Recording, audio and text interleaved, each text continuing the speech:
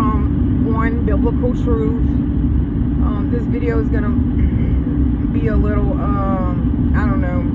I just wanted to get on here and tell y'all about the amazing, wow, I don't want to cry, the amazing, awesome blessing of a weekend that I had.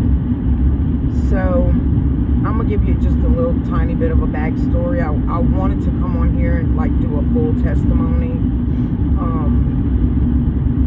I don't know how I'm gonna handle all that part yet, but just to give you a quick backstory, okay? So I'm a recovering addict. I've been clean for 8 years. So February 19th of this year made 8 years. And so I had, okay, so before then, I, sold drugs, of course did drugs, and was in and out of prison, probably more in than out, okay? Not probably, I was more in than out, straight up. Well, in the meantime, I have 2 children, right? So at 15, I had my son. I turned 16 3 months after he was born. And I don't know what happened. I really don't. I don't know where it all went wrong. I know what happened. The dude that I was with, it wasn't his dad. So his dad cheated on me when he was like 6 months old. And I found out and, left him. Well, shortly thereafter, I started messing with this dude who, not even worth my time,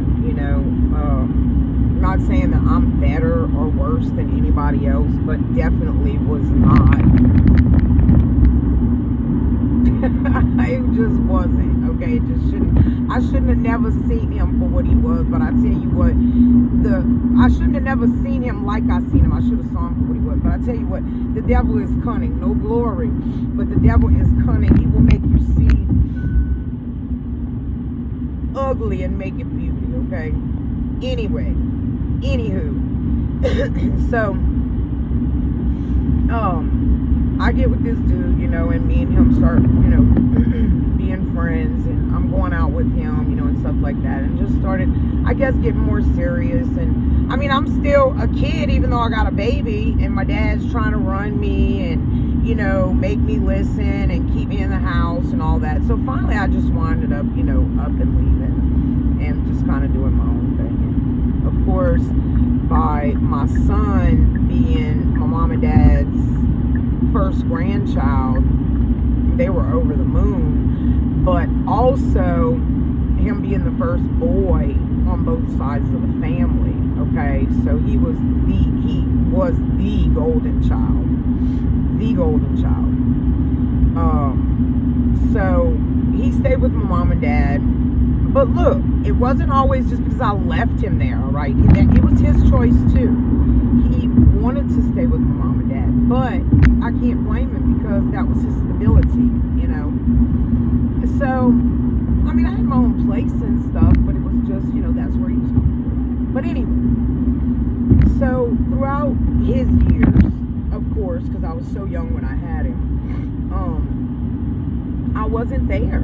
I was not there. I didn't give him the motherly love and nurturing that he should have had. And then also, not to jump the gun, but after talking with him some this weekend, I learned, while I was away in prison and stuff like that, like, things that hurt him or things that are triggers to him now from, me back then. And I don't know, I guess just as a boy, I guess I just never really thought that he, I don't know. But I know that he was sore with me for not being around because me nor his dad was around, okay? And, so I go to prison, out of prison, in prison, out of prison, in prison. So I go second to last time I went to prison, I did like a few years jokes, right? So I come home, I don't even think it's a year, and I'm right back in on a 10-year Joe's, okay? So I did that time, winded up getting out 2 years early by the grace of God. That's a story for a whole nother video, because I wasn't supposed to get out early, you know. And when I got out, my son and my daughter and my godchild was the ones who came and got me.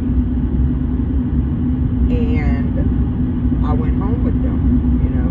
And so I walked into a house that when I left, my mom and dad still lived in, you know.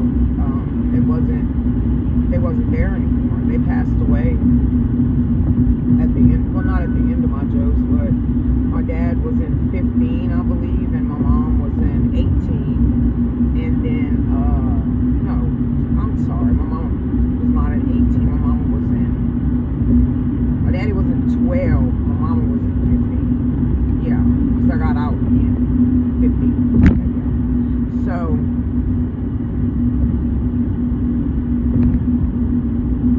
it was just kind of confusing trying to navigate being around people that I really didn't know, because even though they were my kids, like I didn't know them. I really have never been there for them. And when I left, of course, my son was living with my mom and dad. That's where he's always lived. And my daughter, she was living with me, but she was like 4, and now she's like 13, you know. I mean, I don't know her. I don't know. I guess I don't know what happened, but the devil is cunning. And my ex, who I had not been with the whole time, of course, that I was gone, and prior to, me and him, they got back into contact, and I should have ran far away, but I did not. I ran right back into his arms and wound up picking up a heroin addiction. So the devil tried to take me out with that, because nobody put me on it. You just can't make me do anything. I did that to myself. We were going to get something from the hood one day, and I saw a baggie on the ground, and I picked it up and put it in my pocket. When we got home, I looked in it, and it was $3,800 of packaged heroin, and I started doing it, and I was, I got hooked. It was gone. I was hooked. And so that went on for about 7-8 months, and then I left my ex again. He was stalking me, and I couldn't live in my house anymore because he would come there and harass me and all that. So, and then it got to a point where he wouldn't leave, so I wanted to leave, right? And I went and lived in a women's shelter.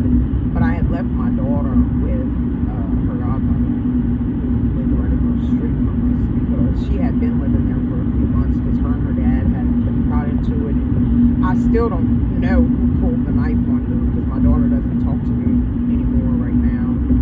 She'll come around too. I know she will. But to really find out what really happened and went on. But anyway, so I left. I cut the water off. I cut the lights off, and I winded up selling the house right from up underneath him. So he had to leave, right? So then he was stalking me, and he had a car. Only thing he's ever had in life, y'all. Like, never had his own house. He only had his own apartment like one time, maybe twice. Or he brags about, like, when we were not together, how he had all this stuff and did so good. But I can't tell, because look at you right now. Like, you what? So no. So the same dude who tried to break me, hazard reported ahead. My whiskers tell me the hazard is something hazardous. He wound up doing himself in, because during our relationship on this last go round, he bought a car